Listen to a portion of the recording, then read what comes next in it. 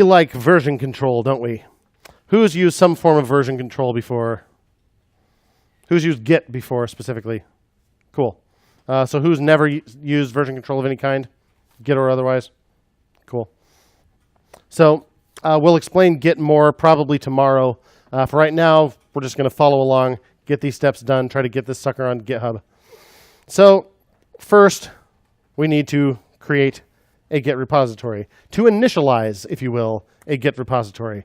So in our folder for Christmas, make sure you're in the right folder. Do a pwd if you must to confirm you're in the Christmas folder. Don't do this in your home directory. You will have a real Christmas on your hands. Ho ho! Yep.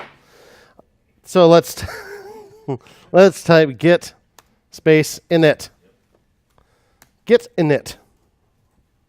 And it will initialize an empty Git repository. Now you don't have to do this part, but I'm going to just open that folder up just to have a look at it. If I do an ls right now, I still have only got 3 files in there. But if I do an ls-la, I'll see I now have a .git directory in there.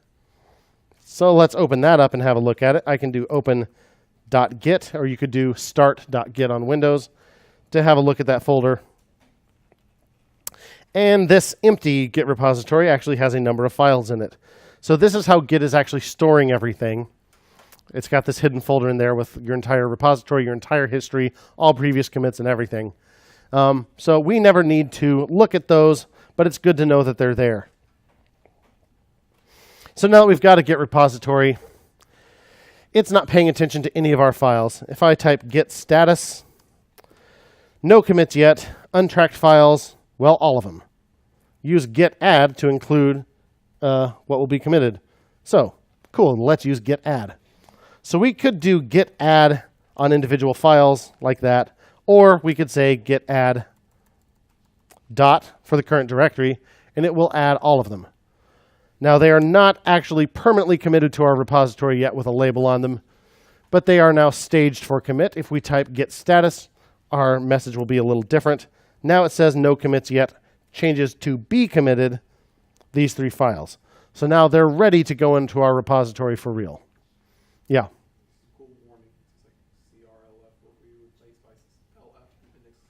That's fine with us. And if it gives you a little command that you can run to suppress that warning in the future, you can type whatever that command is if you want that to go away. That is just fine. All right.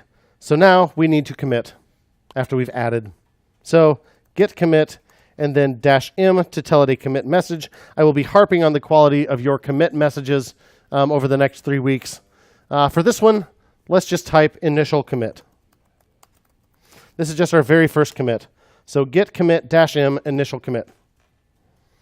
Then if we type git status, we'll see nothing to commit, working tree clean. I don't know what all this working tree business means, but that's good. That's good enough for now. And we have made a commit. And now we have a version that has been saved to our Git repository. Yeah. Mine said, please tell me who you are. Yep. So there's a couple of commands that you need to run there. Git config user.email and git config user.name, right? Yeah, it's on the website, and it's also in the error message. So you need to type those 2 commits that it says. Oh, okay. These 2. Oops. Except obviously inside the quotes, put your email address and your name. So just make sure that it is the email address that you used when you signed up for GitHub. Oh, this goes straight to GitHub? Like in here? It's going to. Oh, okay. It doesn't. It's not there yet. That's the next thing we're going to do.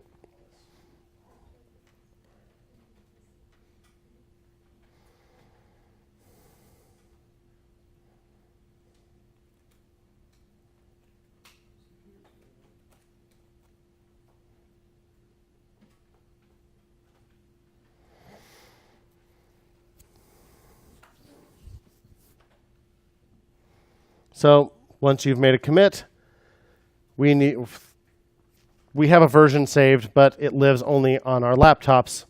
And in the event that your laptop is destroyed in the middle of class like mine was once, that won't help you. I'll tell you that story later. It was dramatic and slightly traumatic. Do I use like the email I use for GitHub? Yeah.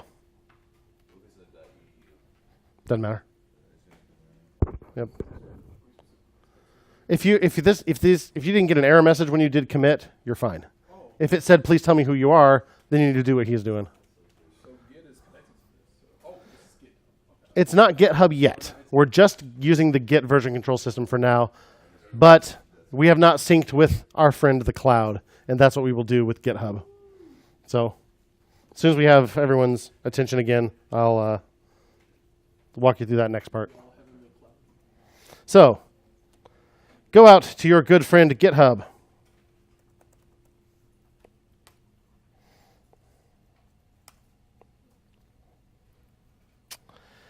And if you're already on your profile, swell. If not, you can use this little plus button right here.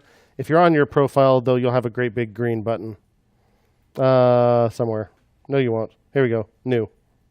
You can use this, or you can go under here and say New Repository. Either way, the little plus thing, New Repository. Or go to your repositories page and hit New. One or another, get to this screen. And we're going to create a GitHub repository to sync with our local repository. So go ahead and name it something sensible, like Christmas. I mean, that's not that sensible, but it is the name of the project, so it makes sense in that respect. And then hit Create Repository. You don't need to change any of these other options. And you should get a screen like this.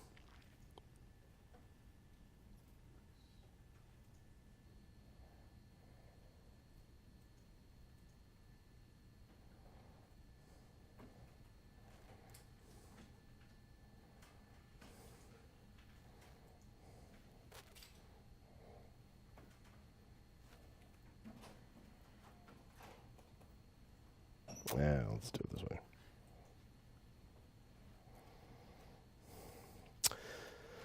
So, having done that, quick setup if you've done this kind of thing before. Nope, we're all brand new. Or create a new repository on the command line. We already created a new repository on the command line. Or push an existing repository from the command line. That sounds like us. So before you do this, double check the following. Where it says... What? Okay. When you look up here, do you have HTTPS or SSH selected? Okay. Stick with HTTPS, unless you've done what you did, because SSH is blocked on the Marion Wi-Fi. So stick with HTTPS.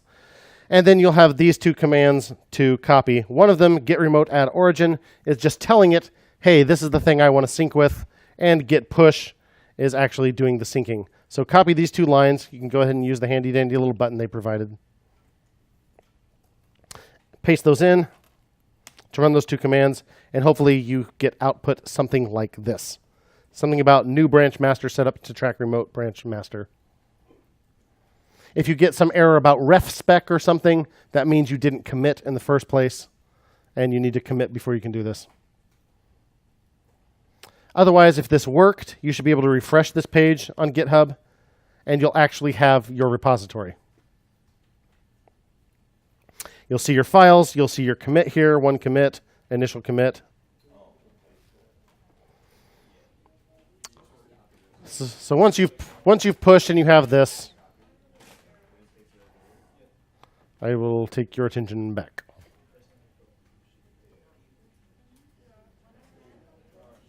So look for just a moment, even if it's not working yet. We'll help you get caught up in just a second. If I could very kindly have your attention for just a moment, we'll fix your errors here in a second if you have problems. But once you have this working and you're back, you've refreshed the page and you've got this, go ahead and hit edit and give your project a description, like a whole mess. Oh, Chris's. Or you can say the first project for Extern Boot Camp Session 3. Just give it some sort of description because it's a good idea. And no one knows what a Chris mess is. Sounds weird. Groovy.